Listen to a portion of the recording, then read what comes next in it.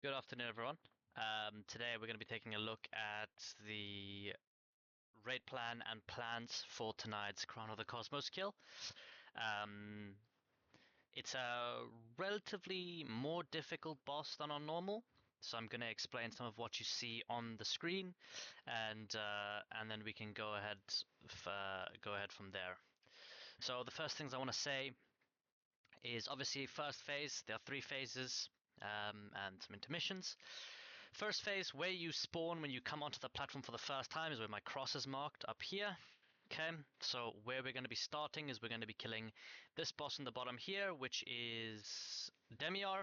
We're then going to move over here to this boss, which is Varellus, and then we're going to move over here to this boss, which is Morium. Okay, simple way to remember it is we're going to start at the back of the room and go anti-clockwise. There's a few more details here that I just want to make sure everyone's aware of. Firstly, that is the tank markers. Firstly, I'm going to be the one tanking the what's it called, Morium boss for the whole fight, and Goldie's going to be the one that's sitting on the first boss we kill, which is Demiar, and Goldie will move across the room to this one here, and then that's fine. Then we'll keep moving.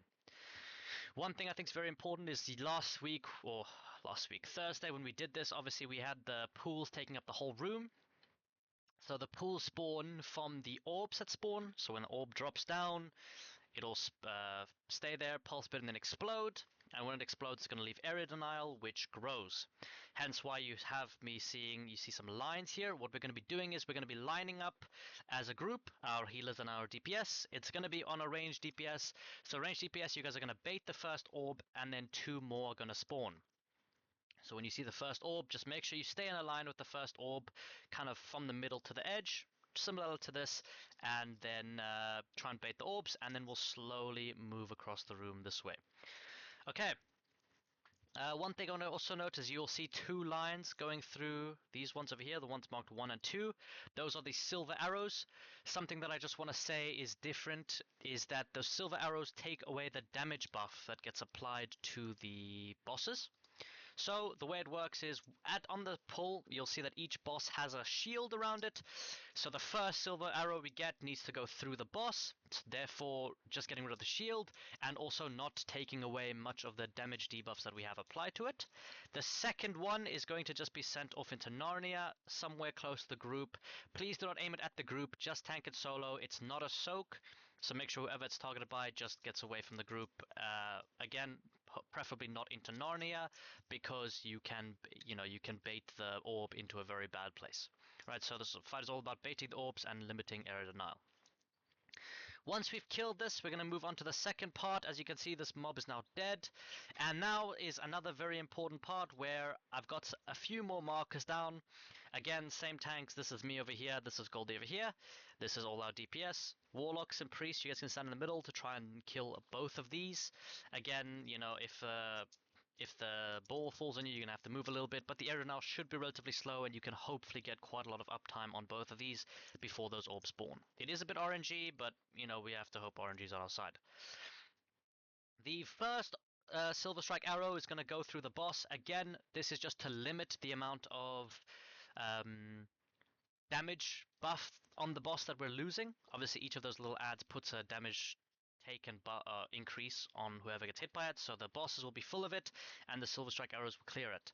If there's a shield on it, please just clear it, make sure it's down, and that should be all Gucci. Again, in a line here, also still moving anti-clockwise. As the room fills up, we move up. Obviously, we can stay a little bit more out of the center, so we can probably play more around this part here. But ideally, we'll stand in a line from the center going outwards, and we'll move across the room like this. Once this boss has been done, you can also see the second Silver Strike arrow is going to go through this boss. That is a little bit harder to execute. Obviously, because if you're standing here, it's shooting from the middle, you're going to have to walk through the middle to this side. So this is not that important, but ideally the earlier we can get this one done, the better, since there'll be a lot of adds and a lot of damage buff going on this add last when all the other adds are dead. Okay. So then once this ad dies, we're going to move on to the third ad. Again, we have the lines. Maybe the lines are a bit straight. Who cares? Maybe it's more supposed to be this way. Doesn't matter. Just make sure we create a line from the middle to the edge of the map. healers and ranged DPS. You guys are the ones baiting. And the Silver Strike arrows will have hopefully nowhere to go. Obviously, if there's still a shield on, we have to break the shield or the ad will never die. So let's just make sure that we are aware. If there are no shields, we can just point the Silver Strike arrows out and, not have to worry about it that much. Remember, the arrows always come from the middle towards you. So just make sure you're pointing towards the boss from the middle. Another mechanic I think that is important to realize is obviously we have those obelisks. That is when some guy's targeted, there'll be a circle beneath your feet. Just move out of the circle and make sure that the arrows are pointed outwards. What does outward means? It means off the edge of the map. Again, I'm going to be strict about where it's pointed to. But for example, if this DPS gets it and moves here, and then it will shoot like this, and like this, the new arrows, I expect our DPS to be aware of this, mindful of the line, and get out of the line. Remember, it's only being in the line that's problematic, and there's nothing else this DPS can really do for you. It is a situation where maybe you can go in, but it's up to your own discretion as the person with the orb. Just make sure we're not absolutely just killing everyone, and then we're all good. All right, so that's gonna be that. After all 3 bosses are dead, we're going to go into the intermission, and the intermission is a little bit different to normal, where the arrows, you still have to take your arrows to clear your debuffs. Okay, you want to take your arrow as soon as possible, but what happens is if you take an arrow, you're going to be left with a debuff for about 8 seconds, and if you take another arrow in that time, you're going to die. So you want to clear your debuff as quickly as possible, so get hit by an arrow, wait for 8 seconds, get hit by an arrow, wait for 8 seconds, and then get hit by another arrow. That is ideal, but also just remember, watch your own debuff from the arrow as well, and make your own decisions. We're also going to be moving counterclockwise, we're just going to be moving clockwise, no, it's not counterclockwise, and from platform to platform. So if we are moving during the intermission, this is the way we're going to move. I think in second intermission we have to move the other way, if I remember correctly, but whatever way it is, just move with the group and we're going to be fine. I'll also call it out in the raid as we're moving. Right, then we get to second phase, and second phase is a little bit trickier than heroic, than normal. And here we're going to have again, we have very similar things as the orbs spawn on this phase as well. So as you can see, we have all our DPS in a line over here, DPS and ranged. All your ranged and healers, please make sure we stay in a line, basically on one of these cracks. Okay, please don't be on the crack, just move over to the side a little bit. Just move a little bit off the crack, but ideally get in a line and bait your orbs in a line, and then we're going to be moving counterclockwise. Okay, we're just going to be moving away from the puddles. Okay, so that's the plan here. That's what we're going to be doing. Obviously, we want to focus down the simulacrum, and there'll be ads that spawn. Okay, any ads that spawn, let's just make sure we're gripping them in DKs. Grip in the ad, kill the ad. Remember that there is the arrows again from phase 1. This time the arrows don't come from a boss, they come from you and another player. So please make sure that that arrow is going through some ads, and if you have any debuffs, please make sure you stand in them and clear them. Okay, remember the arrows have to go through the caster mobs, not the simulacrum. Okay, I don't want to see people trying to put the arrow through the simulacrum. It doesn't do anything.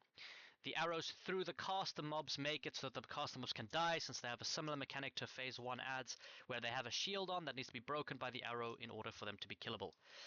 Okay, so we're going to grip the ads in, kill them down with the simulacrum, and bait the orbs. Okay, remember we're going to be moving nice and slowly around the room, so please don't just yeet the bosses and the ad all along. Here's the ad. And for Goldie, me and you, we're going to be taunt swapping on about 2 stacks. The way it'll work is you'll just move, for example, if you're this one over here, you're just going to grab yourself, move over here, taunt this mob, I'll move over here, taunt this mob, and keep them separate. Okay, relatively straightforward, I hope. Let's just make sure we get this done cleanly. Remember your arrows through the casting ads, not through the simulacrum. And if you're unsure of anything, please make sure you ask me in DMs. Then after that, we're going to move on. There's going to be another intermission. This intermission is going to be a little bit more tricky, as there will be planets that are circling. Okay, I think these also go anti-clockwise. So again, just move with the group, don't get hit by planets, and clear your debuffs and watch your arrow debuff. Okay, clear your dot debuff and watch your arrow debuff to make sure you're not getting killed from taking too many arrows in a row. Then once we go into phase 3, phase 3 is pretty much the exact same. I don't think there's any difference really. It's just going to be more of a DPS check. This is when we're just going to slam our Bloodlust, get that down, start pumping the boss. And there are mechanics. Obviously, you have the obelisks here, but you don't have area denial on players, so just make sure everyone stays relatively stacked. The reason we want to have everyone relatively stacked is because there's a lot of damage coming out, and the mechanic of this phase, barring the the obelisk coming out. When obelisks, again, it's up to personal preference. Face them out, face them in. Just make sure they're not facing the group. So, for example, we're going to be moving the boss kind of up and down, or something similar to that, where if we're standing like this, the boss is on the inside, make sure it's faced outwards as much as possible. And if we're on the outside, for example, the boss is here, make them face inwards. Okay, just make them face away from the melees of the group and you're completely fine. All right. Then there's the other mechanic, which is the circles that trap players. It's always going to trap a tank, it's going to trap a ranged, and it's going to trap a melee. The way we're going to break it is range is going to break it, then a melee is going to break it, then the tank is going to break it. That's it. You go through 2 of them per platform, I assume, but I'm not 100% sure on that, so don't quote me, but it doesn't really matter at the end of the day. The fight is going to be pretty much the same. So it's always going to be range break first, melee break second, tank break third. I will call them out as well, and yeah, just make sure you know whether you're a ranged, a melee, or the tank. That's all you need to know. Goldie, for the tank swap here, the tank swap's going to be when the tank breaks that tether, he then gets a debuff, which makes him take a lot more physical damage. So just make sure when he breaks the tether that you taunt the boss. And that's going to be that. You're going to do that once or twice. We're maybe going to move in and out depending on where the obelisk spawns. So when the obelisk spawns the first time, we'll start in, obelisk will spawn, face them outwards, we'll move in outwards, then obelisk spawn, face them inwards, take the debuff, and then get to the edge.